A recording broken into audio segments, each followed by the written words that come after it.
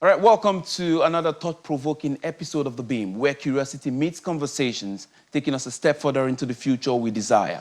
I'm Sunas Nathaniel, and today we're tackling a crucial topic, which is fixing gender imbalance in the practice of engineering and technology.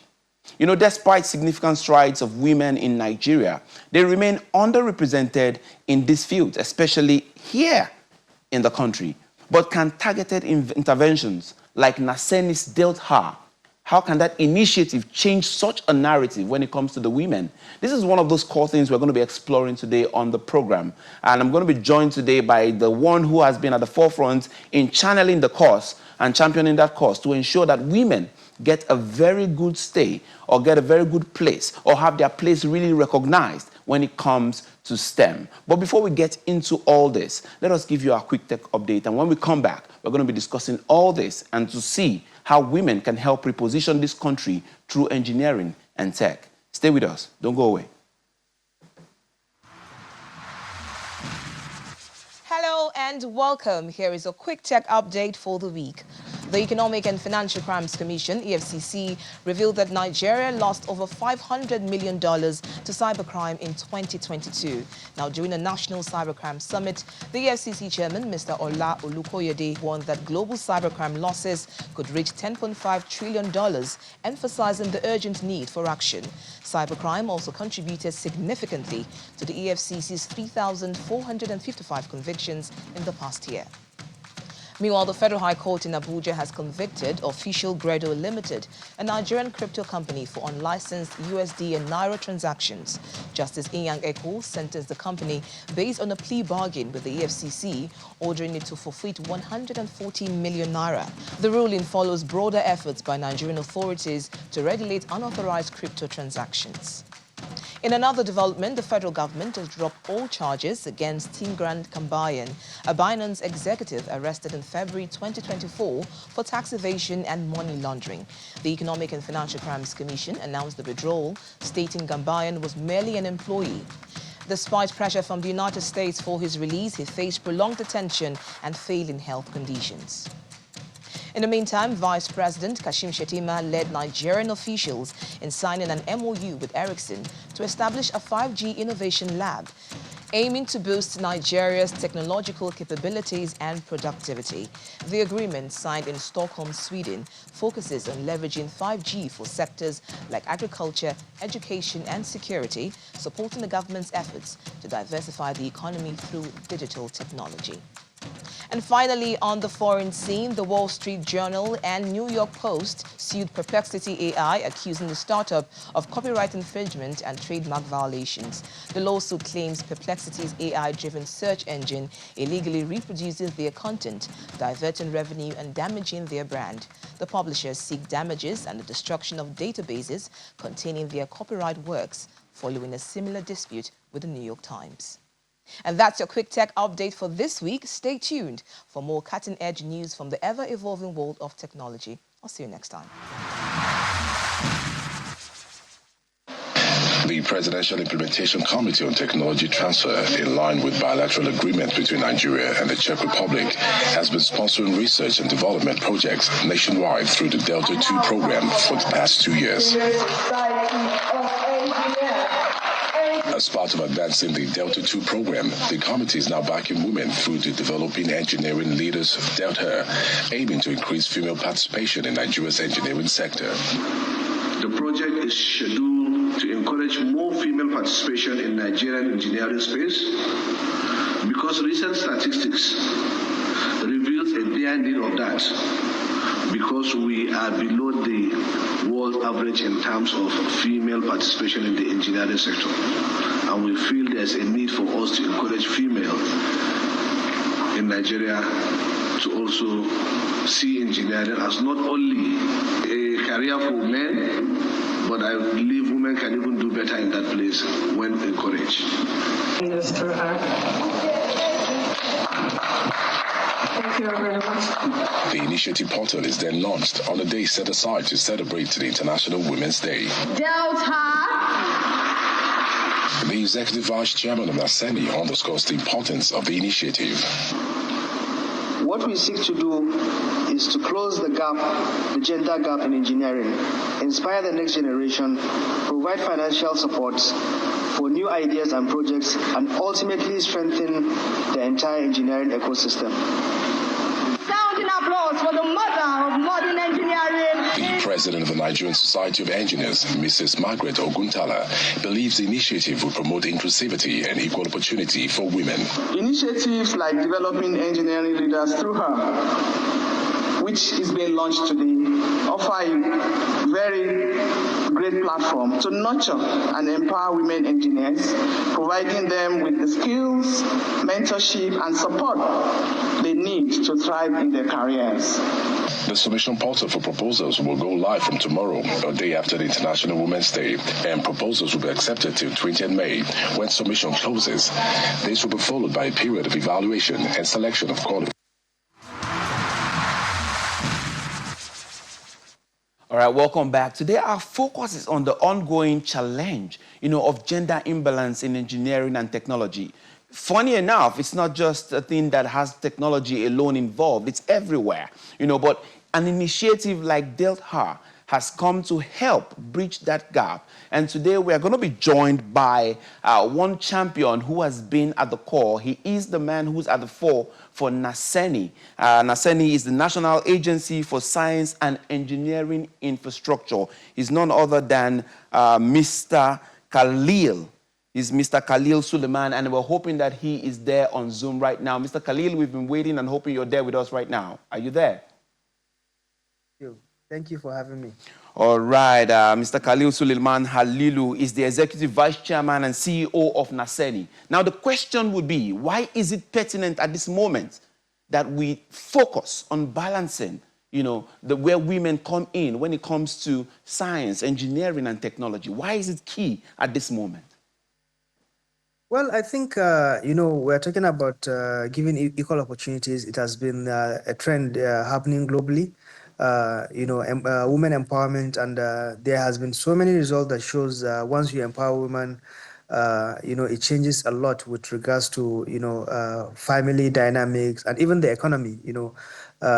So why not in Nigeria? We need to give an unfair opportunity, to these young women, that we have that are pursuing careers in science and technology.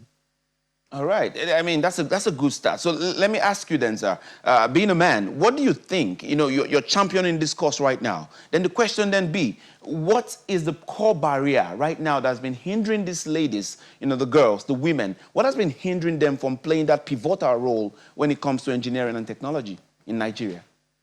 Well, the key thing I would say is support, and support comes, from different levels. There will be maybe the financial support, there will be mentorship, there will be guidelines, and even understanding the environment. There is moral support too. When you are in a startup world, you are basically, alone, and you need various kind of support. Some is emotional support. So it's just, support to tell them that, we're here with them. It's okay to make mistakes. And, we'll be there to mentor them. We'll be there to give them, some sort of capital to be able to push their ideas to the next level. All right, great. So now we just saw six startups, if I'm not mistaken, they got the DELTA grant, and that's out of 120. So that's a lot. So one of those things people, Nigerians, want to know right now is what were the criteria for selecting those six? Okay, I mean, even if you look internally, we have a criteria for partnerships, right? We've been doing a lot of partnerships. In the last 1 year, we've done about 56 partnerships, in an efforts to commercialize, products in NASENI and further our industrialization. So it's sort of like a smaller version of that criteria that we offer, these startups. And what we are really looking at are people that have skin in the game. What I meant by that is, okay, if you have a prototype, have you made any effort to commercialize it? Have you spent, even if it is a little bit of your money or how much time you are spending, basically, do you have some sort of traction? And then we also measure impact. If this product, goes to the market, what sort of impact will it have on the society? And based on that, we score and, we're able to get the best of ideas. I can guarantee you it wasn't easy to select 6 out of 120 applications. Definitely. It was a very tough one for our team. And we also believe that the rest of them have a lot of potential, which we're trying to bring them to our technology hub to nurture them. So this competition, is just to say, okay, these are the top, 6 winners. But that doesn't mean we're throwing away, the rest of the people. We also want to encourage them. As you know, Nigeria has a very low rate of women in engineering. The average world standard is about 30%, while Nigeria is just around 5%. So we said it's not acceptable. We need to encourage these, ladies. And if you had come for the event, you see so many amazing things, presented by some secondary school students, and giving them that much amount of money and encouraging them, you see a lot of smiles on their face. I can tell it was a rewarding process for you. You feel very fulfilled in having pushed and championed this cause. I can really tell. I can see it. So talking about the impact, I know that when in reading through, there was one about AI censored machine, solar powered snail shelling. How do this impact the society that we are in now? What specific challenges wise? Well, I think if you look, there's something that both solutions you mentioned have in common, right? It's bringing about efficiency, and also one has a renewable element. As you know, we're trying to transition to go green, have more eco-friendly, solutions. And one interesting thing about Nigeria is they said follow who know road. You need really to work with someone that understands the problem. You won't go to a Nigerian party and listen to maybe US R&B anymore. You see that local solutions are really doing well in this part of the country, and we believe we need to encourage our entrepreneurs. It's the same thing Alaji Aliko Dangote has kept on mentioning, that the solutions to our problem are within. So we don't need to look elsewhere. And uh, what these people need is encouragement, and we also have to, put some level of trust and support in them to be able to attract external funding.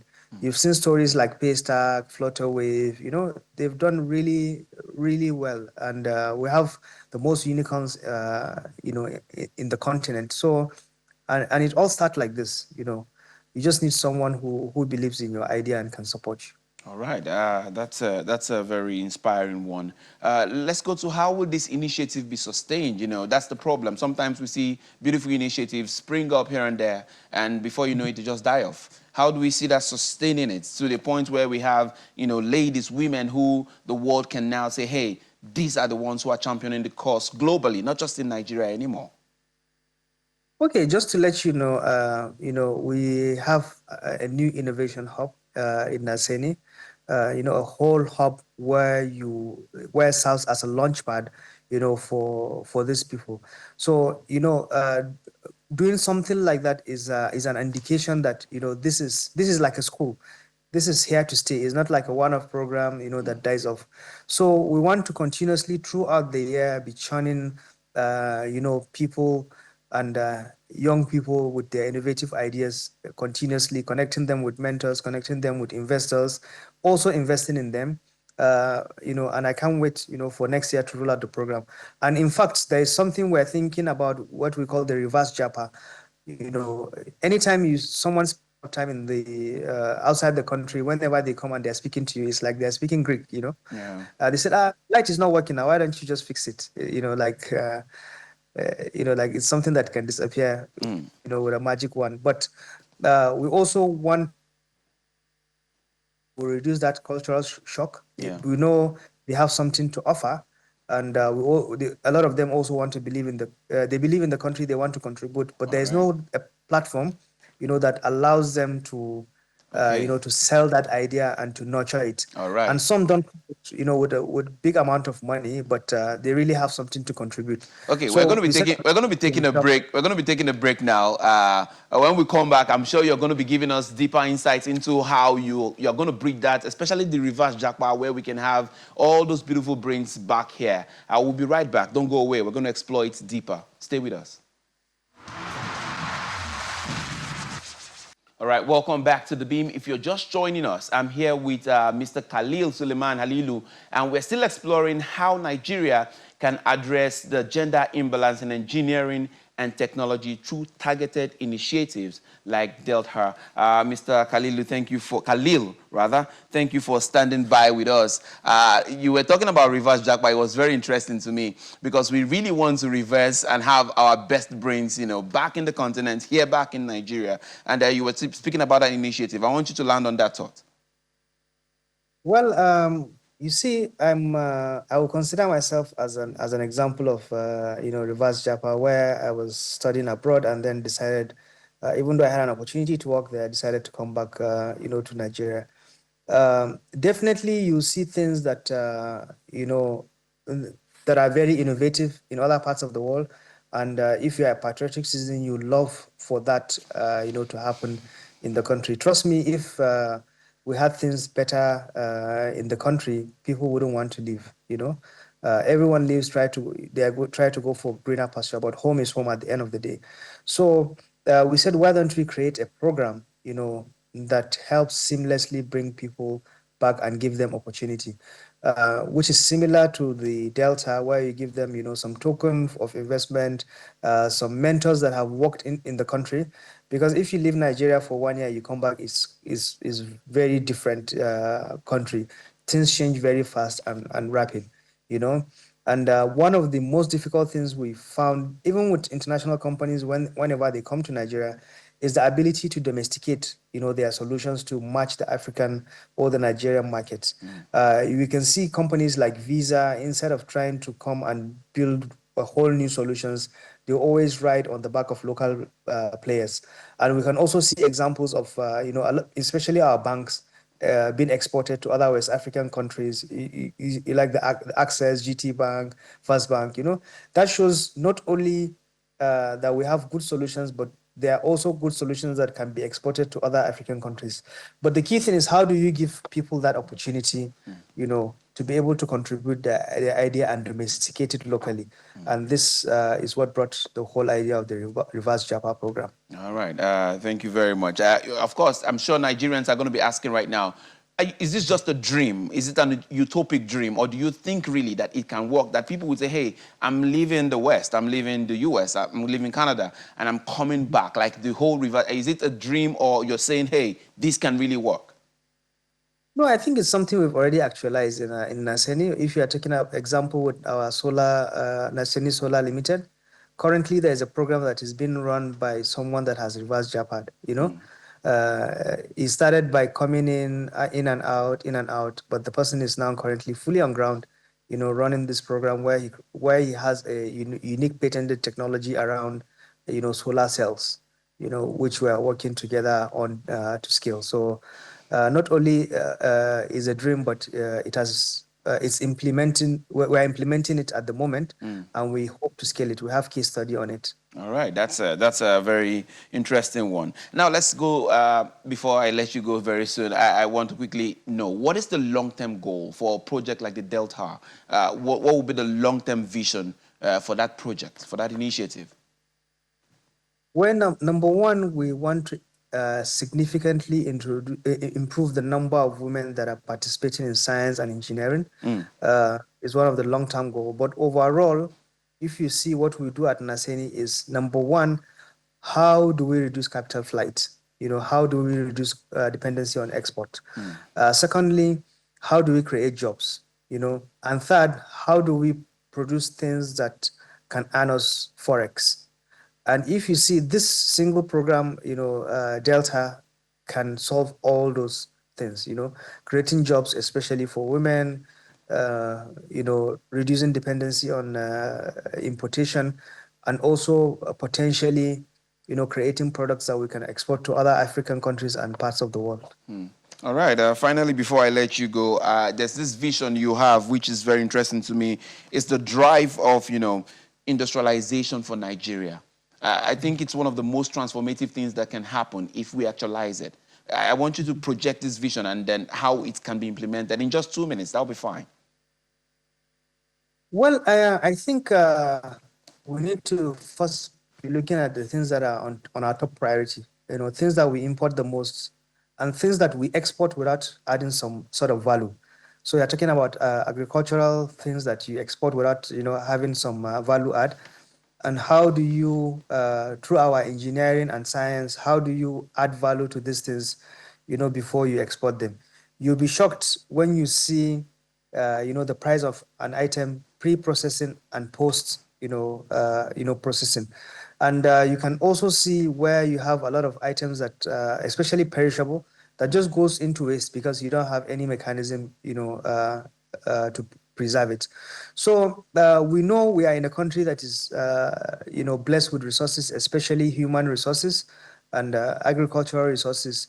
But how do we preserve it? How do we have some sort of added value? And that is what essentially we're trying to do in Naseni. And also, for the first time, you have government, sitting side by side with private players to understand their pain so that they can make the right kind of policies. I mean, today, if you go to our website, you can see the success stories, at least for this administration, that we have recorded in the past 1 year, closing 56 projects. It has never been done, in the past. And simply is because, the template has changed. How do you now collaborate with private sector? How do you have blended finance, to accelerate growth? And once you put, the two heads together, the sky is the limit. It's what we call the accelerated technology transfer and leveraging an existing infrastructure, where if someone is already working on something, you don't need to reinvent the wheel. We don't want to start building factories, from scratch. What we intend to do is, if someone is working on something, how can we support? How can we help them with market? Yeah. All right. Thank you very much, Mr. Khalil, for coming on the program today. It's interesting what you're doing at Naseni, and we're hoping we're going to be monitoring these processes because we're going to have you back soon to say, hey, this is where we have now gotten to with the Delta project. Thank you very much, and have a great day. All right, you too. Okay, friends, that is where we're going to be calling it a wrap on the program today. Indeed, local hands can build global brands. It's very important that we understand that we can come back home and do great things for this nation. And women, who better can fix this nation than the women? I'm Sunas Nathaniel, and this has been The Beam. We're going to be leaving you with our top 5 videos of the week. And as always, do not forget, stay informed, stay curious, stay engaged. God bless Nigeria. See you next time.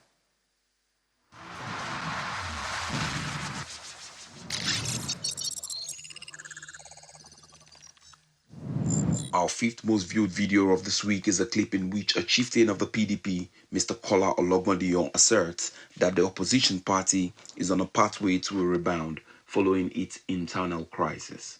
I can tell you clearly that the People's Democratic Party is one. And I can also tell you that the party is getting ready and preparing, even as we speak, for the November 28th NEC.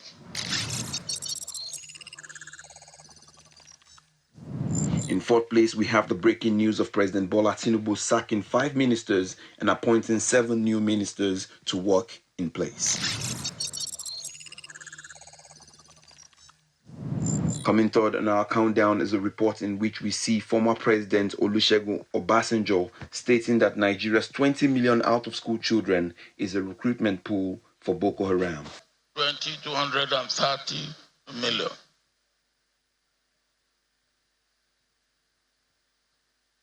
So that is 10% of our population that should be in school that are not in school.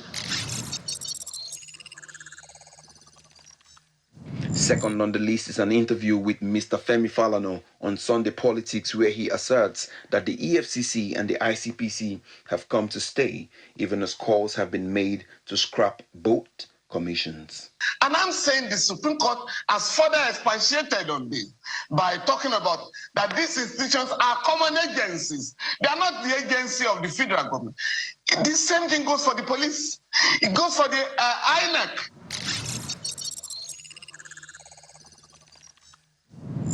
Staying on Sunday politics, our most viewed video of this week is a discussion around the electricity problems in Nigeria and threats to the EFCC's existence. If we are generating 6,000, Yes. and the distribution companies are taking 5,000, automatically the generation will go down because you cannot store the power. So it will go according to the demand. Small by small, it will go back to 5,000 because it's only 5,000 you have at the output. That's it on our countdown today. Join us next week for more.